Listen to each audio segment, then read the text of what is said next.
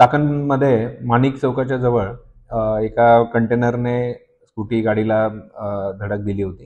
त्याच्यावरती 3 महिला होत्या. त्यापैकी जी 11 वर्षाची मुलगी आहे तिच्या पायावरनं चाक गेला अशी शंका आहे. ती पायाला मेजर इंजुरी आहे.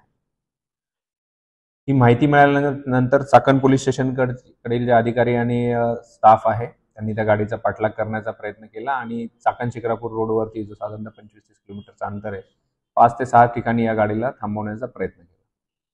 त्या दरम्यान या वाहन चालकाने अतिशय वेगात गाडी चालवून साधारणतः 6 ते 7 वाहनांना धडक दिली.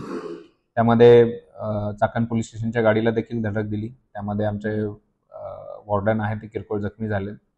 बाकी अधिकारी अंमलदारांना कुठल्याही प्रकारची इजा नाही आहे. या संपूर्ण घटनेमध्ये साधारणतः 6 ते 7 वाहनांना धडक दिली आहे आणि 5 ते 6 लोक किरकोळ जखमी आहे. जी मुलगी आहे तिला मेजर इंजुरी आहे, परंतु तिच्या जी आहे ती जीवास कुठल्याही प्रकारचा धोका निश्चित नाही आहे. हे जे वाहन आहे कंटेनर तो पुणे ग्रामीण पोलीस शिक्रापूर पोलीस स्टेशनच्या मदतीने त्यांना ताब्यात घेण्यात आलेलं आहे. ड्रायव्हरला नागरिकांनी काही मारहाण केली, त्याने काही सेवन केलंय का याच्यासाठी आणि त्याला जी मारहाण झाली त्या उपचारकामी आम्ही ग्रामीण रुग्णालयामध्ये त्यांना भरती केलेलं आहे.